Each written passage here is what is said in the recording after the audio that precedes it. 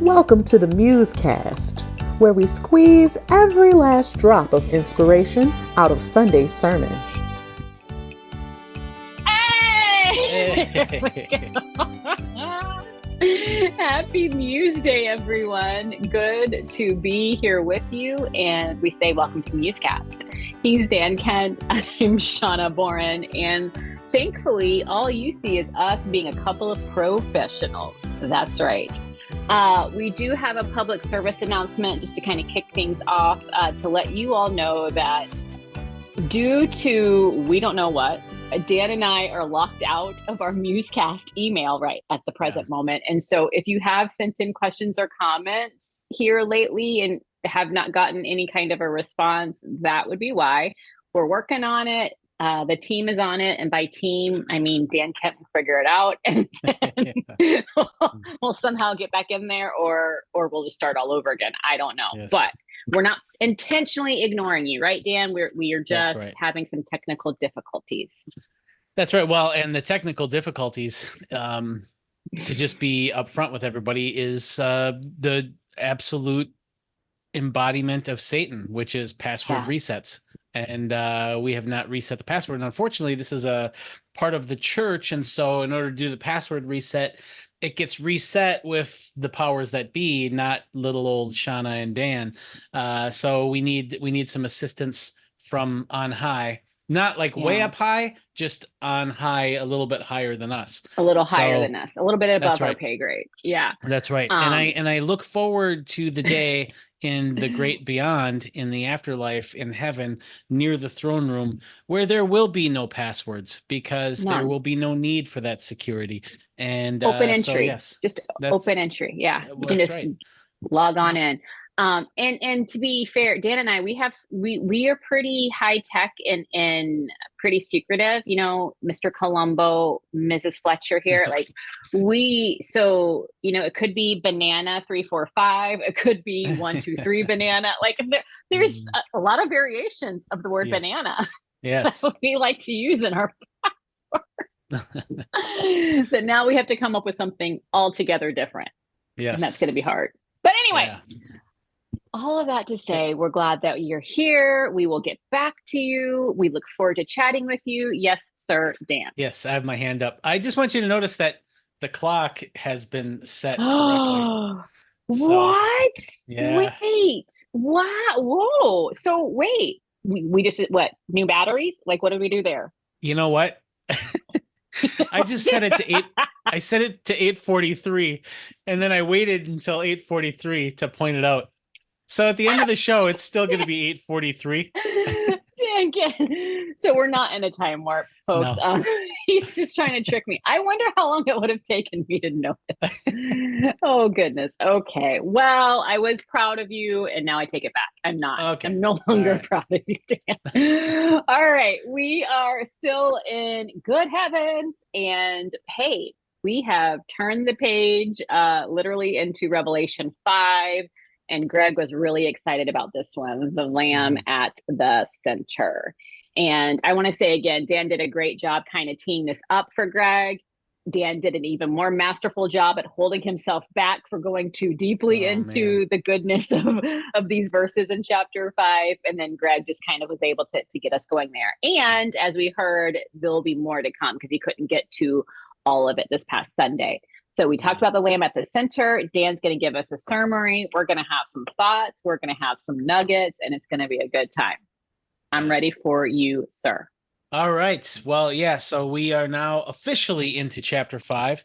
And Greg had basically chapter 5 is sort of what I've called the prestige of the book, because it's sort of where the main trick is exposed in the book. And so that especially as we look at the Lion and the Lamb. And so Greg has been chomping at the bit to get to this. And really anybody who does anything in the book of Revelation, this is the part, especially if you're a pacifist, this is the part where you're like, this is the money right here. This is it. And so Greg finally got there. And so first of all, as part of his introduction to chapter 5, he compares chapter 5 with chapter 4 and just shows how these two chapters kind of work together and to kind of give us this three-dimensional picture of God, where chapter 4 talks about God's transcendence, God, what God is, and then chapter 5 talks more about God's immanence, who God is, and in chapter 5 you kind of have this kind of out there kind of, this is what and God is, but then chapter 5 is kind of what God does through the Lamb. And so that's sort of kind of laying out the overall kind of metaphysics of the two chapters. And so chapter 5, we're kind of getting right into God's action and God's immanence and what God is doing in the world. And Greg starts off by actually just reading the whole chapter, and he kind of breaks apart kind of these different important pieces in the chapter, and the most important piece being the lion and the lamb, which he devotes most of his time to. But he also notes how the seven seals on the scroll, and the scroll being this very important thing, and I talked a little bit about this last week on the MuseCast, how this scroll sort of captures God's plan for the world, God's what God is doing in the world, and in order for anyone to see that, you have to get through these seven seals. It's completely sealed, and in order to open those seals, it's not a matter of having a letter opener. It's not a matter of having a sword. It's a matter of having the right character in order to be able to open that. And so that's sort of like the good news of the Lamb, is the Lamb has this character that is worthy to open the scroll. And Greg kind of goes through and talks about a lot of other stuff. It's tough to do a summary when he goes all over like that, so I'm going to just kind of get to the heart of his message, which is sort of this 3-act play where he really focuses on the lion and the lamb, because John the angel tells John about the Lion of Judah, and so he hears about this lion, and then when he turns and looks, he doesn't see a lion, he sees a lamb. And that's sort of the magic trick of the book, because so often in Revelation you have John hearing something, but then seeing something else. And typically what he hears is sort of this traditional kind of cultural understanding of what God must be like. This is where you get like this warrior God and God's this vengeful God and this very kind of pagan warlike God. It's basically a divine Caesar is typically what people think of when they think of God. And so when John is in the throne room, he hears about that type of traditional God, but then when he sees that it's nothing like that. And you see this a few times in the book of Revelation. This is sort of the ultimate kind of example of that, where he hears about the Lion of Judah, but he sees this lamb, and not only a lamb, but this slain lamb. And of course, the slain lamb refers to the crucifixion of Christ, and the slain lamb kind of harkens back to the Passover lamb and how God's people were saved by the blood of this lamb. And so too, God's people are now saved by the blood of the lamb, which is Christ on the cross. And so he looks at all of that through this 3-act play. And the first act is this relationship between the lion and the lamb. And he spends some time looking at the importance of definitely the lamb is kind of the main focus. And you don't hear about the lion after chapter 5. I mean, from here on out, it's all lamb, lamb, lamb. However, there is something about the lamb that is important still, not in the ferocious, violent, kind of divine Caesar sort of way, but in this way that God is active and that God will accomplish his agenda, and that God does have that authority and that majesty. However, he does all of that in this lamb-like way. The second act, the first act being the lion and the lamb, the second act he focuses on is how the lamb relates to the one who is on the throne. In chapter 4, we really looked at this throne quite a bit, and we talked about how God is the one on the throne, Well, now we come to find that the lamb is the slain lamb is in the center of the throne, and but the one who is on the throne is also God, and so what Greg kind of unpacks here is that what John is doing here is he's using this imagery to show us the Trinity.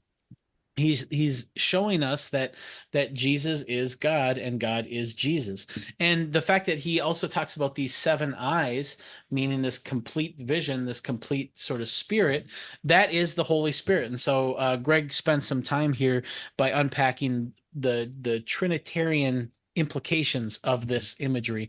And then the third act, oh yeah, hold on. He reorganized this from Saturday into Sunday. In that second act, the lamb and the one on the throne, he finishes that by just challenging us with a couple things. Because when you think of God on the throne, but then you see that the God on the throne is best represented as this slain lamb, well, it forces a question on us. Do we really trust that that is God's character? Do we really trust that God's character is like a slain lamb? Do we trust that God's character is giving and self-sacrificial and loving to that profound extent? And then the second follow-up question that just sort of is inferred by that, can we commit to living in that same self-giving sort of way? And then the third act in his three-act play, Greg looks at the lamb and the scroll, and he really kind of gets back to this idea that the lamb is able to open the scroll because of the lamb's character, not because of the lamb's omnipotence, not because of his omniscience, not because of he's got technology, which whatever, but because of his character of who he is. And Greg spent some time looking at this idea that like is known by like, and in order to really understand the scroll, whoever opens that has to have the character that resonates with the author of that scroll, and the only one who has that character is Jesus, the Lamb. And so that is sort of the importance of character. And then Greg just kind of finishes by looking at a couple things that are related to all of this. The first one being that it's not a coincidence that when you go way back to Genesis, the heart of the serpent's challenge to Adam and Eve was to question God's character. So it comes back to this character that is worthy, and the serpent questions that. And this is also important, and it kind of goes back to what I was saying last week, where at the heart of chapters 4 and 5 of Revelation is this question of our allegiance, I think, because do we trust that this is God's character? And unless we can trust that God's character is worthy, we're not going to give our allegiance to that God. And so the question then is what do we think is a worthy character of God?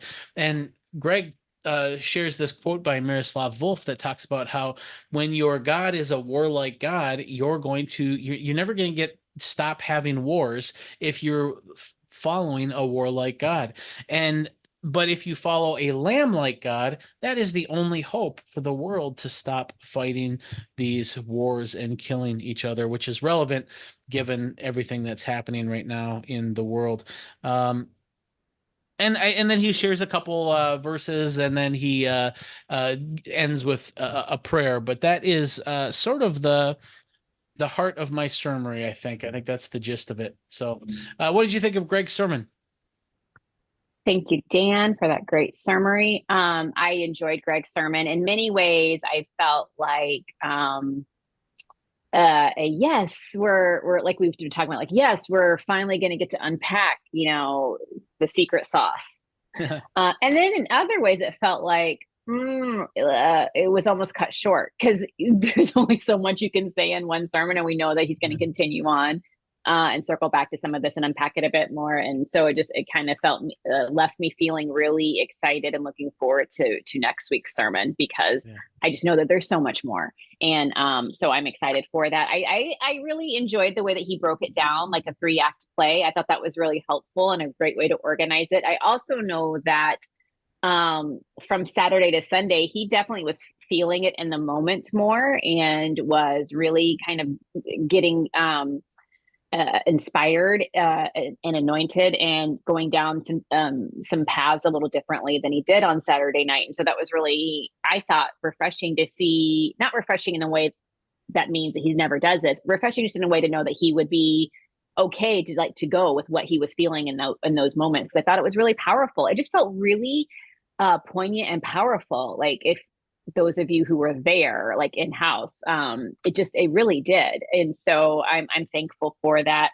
And again, of course, I was challenged. You know, it's like he again has gone from preaching to meddling, and so not only were we learning about the Lamb, which is the true ultimate fully revealed character of who God is and how he rules and what God is about, but then we are challenged to try to emanate some of that and reflect much of that in our lives, and that is not easy.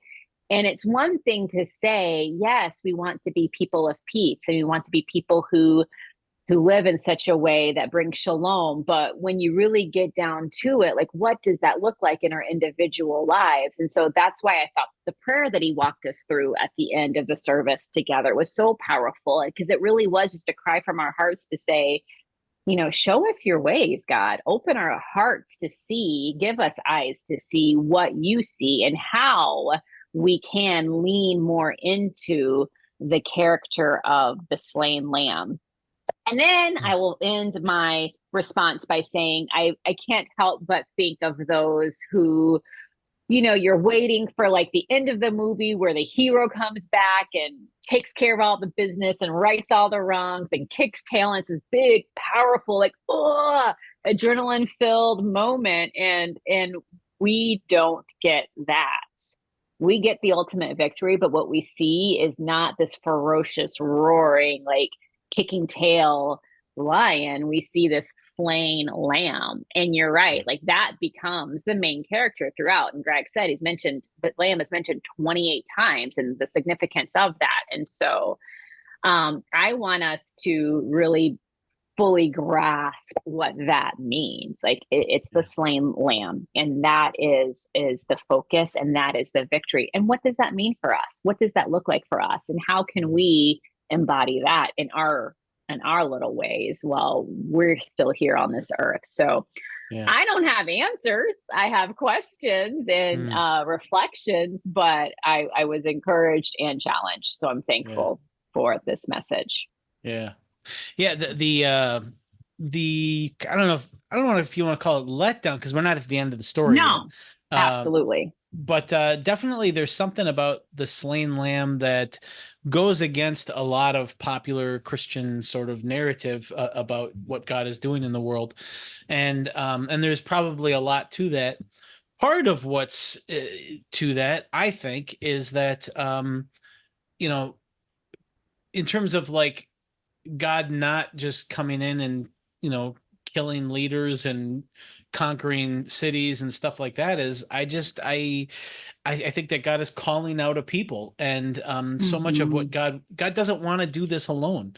He wants to do this with a bride. He wants to do this with partners, in partnership, and so part of that is you know, we'll never learn to ride a bike if dad is always holding on to the bike as we're riding. I mean, he's got to let go. He's got to let us figure out balance. He's got to let us figure out how to pedal.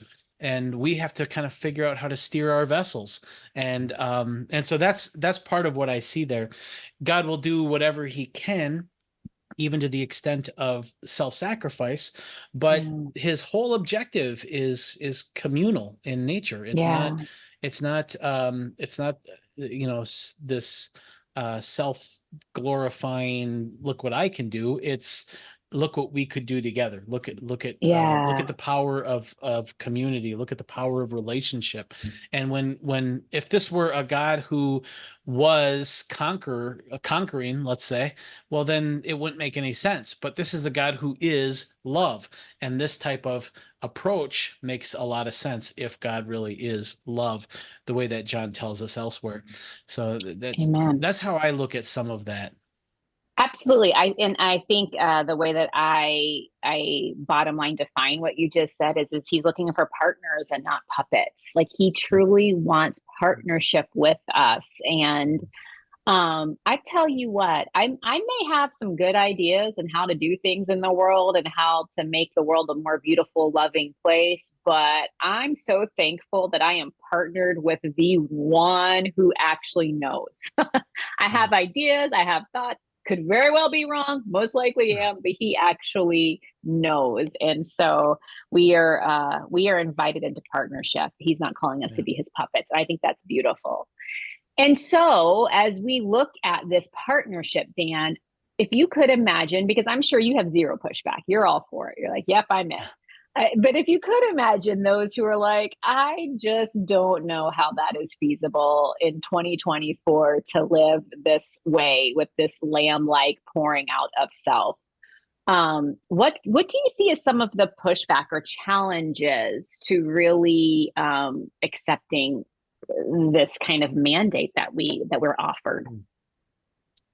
Well, the mandate to live, well, if we're talking about just like pacifism, like in because you talk Mhm. about 2024 and the violence and the hostility and all of that, um, I, I guess I think there's something that's really crazy about it. And when Paul tells us in Corinthians that it is foolishness to the world, it's also foolishness in the world, like because like in this world, effectiveness it requires violence. And this Mhm. idea that I would do something knowing that it is not as effective as something else is it's a really tough call. And there's a lot of scary stuff there that like and I've talked about this before. One of the scariest things in life, and I think Miroslav Volf talks about this in his book Exclusion and Embrace also. I think he calls it fruitless self-donation. And what that means Mm. is when you as a pacifist, when you self-sacrifice, the worst case scenario is you get in a Yeah, situation where you just have to give yourself over to your enemy and they kill you. And yeah. nobody knows about it. And no one sees the great act that you do, and it's just this fruitless self-donation is what Wolf calls it. And that is really scary, and that because it's so haunting. I mean, you can maybe imagine doing something that made a statement for Christ, and it made a difference. Your pacifist, your lamb-like act made a difference in the world, and maybe you could see something there. But we're not called to lamb-like love just so that we can make a difference. We're called to that because there's something about that character that is right. Mhm. And that could lead to this meaningless kind of death, and that's really really scary. And I only mention all of that because so much of what I see uh, from certain segments of Christianity is a pushback against pacifism, and how they push back is they exalt militarism, and they exalt like a view of manhood that is militant, that gets the job done, that kicks ass and takes names, that kind of thing. Yeah. And um and and there is like this masculinity involved in this violence or power that ends up getting exalted even in Christian circles. And I think that that's tragic, partly just because there's something ridiculous about it. Like, you know you can look at a pacifist as being cowardly, and this is from their perspective, but that's so absurd because, like, if you are going into a hostile situation, what is scarier, going in with a commitment not to fight back or going in with weapons? I mean, obviously, going in with a commitment not to fight back, going in with the real threat of a fruitless self-donation, that is much scarier than going in to kick ass and take names. And so, what takes more courage? Well, obviously, the lamb-like love takes a hell of a lot more courage than going in with with weapons or with violence or whatever. And so in my mind, the more courageous person is the one who is willing to be lamb-like. And so I say all of that because that's what we're called to. We're called to that level of courage. We're called to that level of trust in God that he that his promises are true, that this isn't a fruitless self-donation, that this is just a part of a big story that we will get to celebrate with God near in or near the throne room. And so those are some kind of scattered Yeah. thoughts on it. I feel like there was one more thing I wanted to say about it, but yeah, I guess I'll leave it at that. But Okay. that's what it was. This is the last thing I'll say. So that's what we're called to. Now, in order to grow toward that, you have to be really clear that that's what we're called to. That doesn't mean that I'm there. Yeah. I don't know. I don't know what I would do in a crisis situation. I don't know. You never really know where your heart is until it's tested. And and I, for one, like the Lord's Prayer, where Jesus teaches us to pray to lead us not into temptation and testing, because that's really scary. And Jesus himself at Gethsemane is just like, hey, if there's any other way we can do this, let's do this. It's not like God wants us to be in these situations where we could lose ourselves for no reason whatsoever in just this absolute being slayed by the violence of the world. That's not what God wants. What God wants is God wants a heart that is willing to do that. And so that's the ideal. That doesn't mean that we're there, and we should approach these things with humility and fear and apprehension.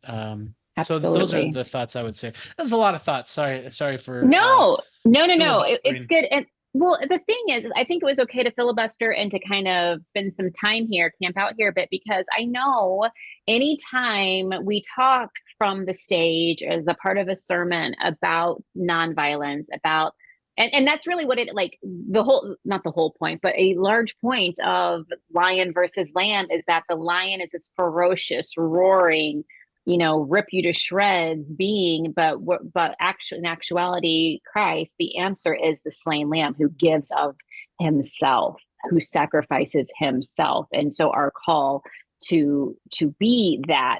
And whenever we talk about that, it ruffles feathers, understandably so. People get really nervous. And what are you saying? Are you saying I can't defend? Are you saying this? Are you saying that? And it can get really, really chaotic. And so I think it's okay to spend some time here. And I like that you laid it like that. The ultimate goal is that, yes, we would be willing to sacrifice and not, resort to violence with violence. However, for most of us, we won't be faced with that. But what we are faced with is the occurrences every day in our life where we can choose peace over violence. And by peace over violence, I'm not talking about whether or not we're taking up arms in our daily life. What I'm talking about is things that we've talked about on this show. It's those character things. Are we thinking toward others in ways that are more violent or showing the love of God? Are we saying words that are more violent or that are more peaceful? Are we the entertainment that we're consuming? There are all these myriads of things in our lives where we do actively choose peace, shalom, sacrifice over violence or not. And so we will never, ever get to the big thing that you talked about if we're not even preparing in these little everyday ways. And I'm not saying do this to prepare for that. I'm saying do this because this is our battle. This is what we're faced with. And for many people, it's very real, especially in the States, especially this time of year with all the stuff going on. It's very real to say, like, how am I going to engage with people that I just can't stand? I just don't understand. And so that's really where the rubber meets the road in reality for most of us. Yeah. Yeah, I think that's exactly right. And I would say I would add two more caveats, disclaimers to that. The first one is we should never seek out these situations right. because some Please people don't. want Yeah, some people Mhm. want that. And really Yeah. some people even in the early church were they sort of idealized martyrdom, and I don't think that's what God wants either. The second thing is you know being willing to give your life for something, which is really scary, and I hope that none of us have to be faced with that situation. But that doesn't mean that you can't do anything. And Right. there are probably, I would even say that doesn't mean you can't do anything physical. It doesn't mean you can't Right. disarm a person, or it doesn't mean that you can't like when I worked at the hospital, we would get people who were schizophrenic or they were manic, and they would Mhm. they would be very dangerous on the unit, and we would get 10 of us and we would tackle them and we would put them in a seclusion room.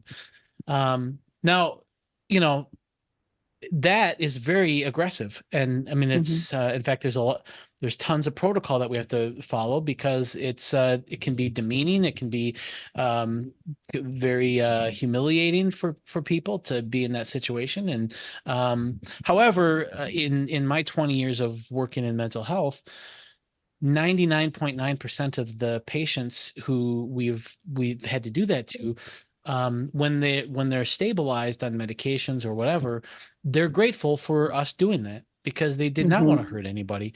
And Mhm. so, but it's a very physical thing that we're doing. And so I think that there's a lot of stuff like that too that just Absolutely. requires wisdom. And it's always good, with that as an example, to do those things in community with other people, especially with other believers. So those are Mhm. just a couple Yeah. caveats that I would add. Yeah, and the truth is we could spend a whole show on what it is, what it isn't, what it could Mhm. be, what it might, but that's just not, that'd be Yeah, impossible, and that'd be a never-ending show. yeah. We did have a comment, since we can't get into our email, but we did see a comment on YouTube. Mm. So when the sermon airs live, people can chat during it, but then afterwards, people can leave comments. And so we did have a comment that had a question that we'll read, and then I'm going to kick it to Dan to let him clean that up in any way in which he deems fits. Okay, so it says, first of all, I just want to say that Greg, this comment was Greg, filled with the Spirit, gave one of the best sermons I've ever heard. So Yeah. love that shout out. And then this one said, Greg, I appreciate how you addressed how this relationship with the Trinity, because when he was talking about the one on the throne, the slain lamb, and what it meant for the Spirit and all of that. So really how like the Trinity was being laid out there. So he's saying, I appreciate how you addressed how this relationship with the Trinity confronts any justification of violence, hate, exclusiveness, and decisiveness. Mhm. I grew up believing penal substitution atonement. My question is, how is this different from penal substitution atonement? And what type of atonement is this? How so is it different? Yeah. Yeah, and I agree with you. I think we need to leave that for Greg to deal with some Yeah. of the specific atonement stuff. I will say that there are multiple ways of understanding atonement, and penal substitution is really based on this idea that God has this requirement for justice, or this wrath that needs to be dealt with, and instead of making his people deal with it, he pours all that out on his son. And so there's the son is this substitution for the penalty that we're supposed to have. Now, there's a lot in the Bible that in terms of verses that kind of support that way of viewing the atonement, and there is a mathematical purity about that is very compelling. However, it also suggests things about God that a lot of people have a hard time with, like myself included, namely that God can't just forgive. That Yeah. God has to go through all of this in order to atone with people, which by itself is an issue, but it becomes a particularly troublesome issue when we see what God tells us to do, which is to forgive endlessly. Forgive 7 times 70, Jesus says. And it bothers myself and others that that we are expected to do something that even God's not willing to do, and there's this kind of hypocrisy in that. And so there are other kind of ways of understanding the atonement, and I'm sure Greg will get to some of that as we continue down in the book of Revelation. I will say that the Bible has a lot of other language for what happens on the cross as well. Some of the language that I'm most drawn to has to do with the Lamb being a ransom for many, and that so in that sacrifice, he ransoms himself to Satan to free us for God. And I think that is going down a better path that makes a lot more sense of an agape loving God who doesn't need violence in order to forgive. He can just forgive in the same way that he calls us to forgive. There has to be something else that is at work here, and that something else is Satan, the adversary, the enemy. And that's why John tells us in First John, I think, that Christ came into the world not to satisfy wrath, not to appease God's justice, but to overthrow the devil and his works. And so I am much more drawn to some of those type of ransom views. And I will leave it at that. But it's a good question. It's an important question. And I hope Greg can address some of those things as we continue down this path. Yeah, he's going to unpack some of this a little bit more. So I kind of have a feeling some of this will come up. So stay tuned. All right, Dan, I think you and I need to get our nugget time on. I think it feels like a good time for nuggets. It's only 8:43. It's still early, you know? It's still so early. It's like no time has passed. Yeah. Wow. However, sir, your clock may not say so, but my clock says it's nugget time. Yay! So come on, let's get it. Let's get it. Are we relying on the MuseCast flip coin, or do you?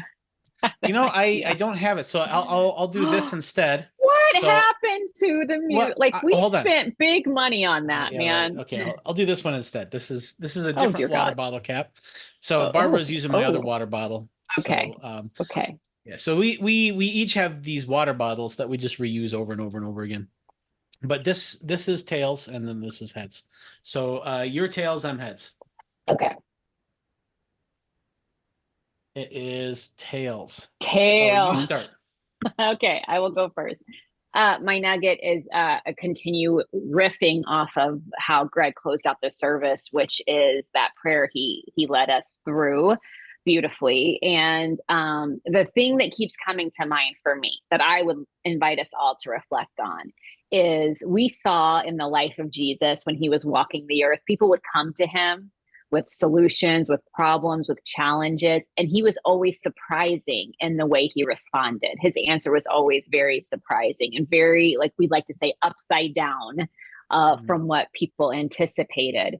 And certainly his death, the way in which he would conquer death, hell, and the grave was very surprising. And it was very upside down, not what was expected.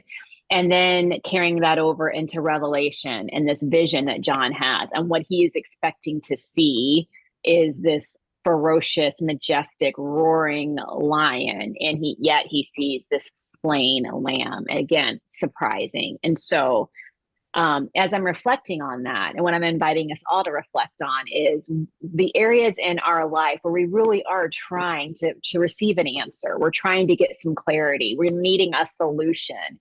And my encouragement is to allow yourself to be surprised by God in those moments. What you think is the answer may very well not be the answer. It may be something totally different and upside down and topside out. It could, and many times it is. But allow your heart space to leave room for the possibility of being surprised by God. And you may not understand it when the revelation or the answer comes because it looks so different than what you anticipated. But that's where we trust in the character of who God is and what he has shown us is this outpouring of love for us. And so know that the revelation, the answer, the solution, while it may not be what you thought and it may look different and it may even confuse you, know that it is motivated by an outpouring of love for you, and trust in that. Very, very ambiguous, I know, but that's where I am right now in my reflections on what Greg shared with us. And so my prayer is that we would continue to have eyes to see and a heart to hear what it is that God is saying and what it is that he is seeing, and how can we partner with him in that? Like, how can I be the best partner in my world, in my life, with my choices, with my say so? And many times it's going to look way different than I anticipated, but I want to be open to that possibility. Yeah. Yeah, that's great because the part of why I like that nugget is because I can think of multiple things in my life that I really wanted. I wanted things to go like this, and I was pretty devastated when they didn't. And looking back on it now, I'm just like, oh, thank you, God, that did not go that way. So, yeah, I think that's right. You have to be open, and I'll let God surprise you. I think that's a good nugget.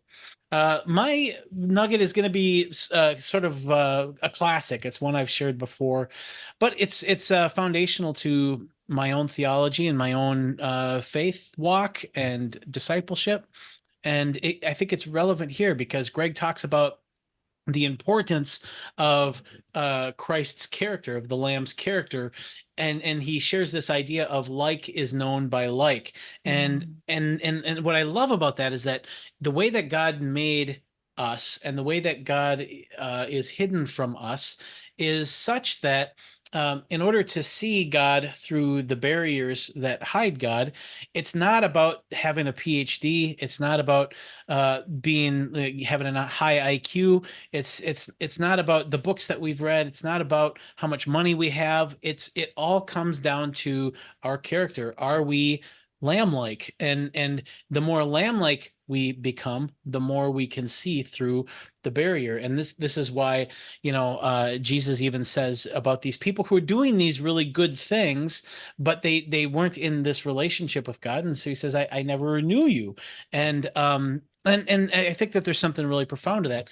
This, I think, is the most underappreciated comment by Jesus. This is in John 7. And these people are asking him, if are you the one? And this is what he says: if you want to know if I am who I say I am, here's how you can know. And he doesn't refer to logic. He doesn't refer to intelligence. He says this: keep my commands. Do and live the way I'm telling you to live, and then you will know that my teaching is not my own, but it comes from the one who sent me. This is in John 7.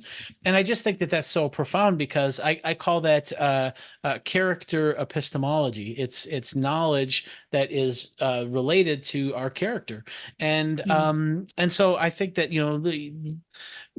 I don't think it's a coincidence that when his last words to his disciples is to go out and make disciples of all nations, teaching them to obey, teaching them to become this, to live like this, and to let their characters unlock the beautiful secrets of God. And that's why I just think it's not enough to go to church on Sunday. It's not enough to memorize Bible verses. It's not enough to have the voices of angels.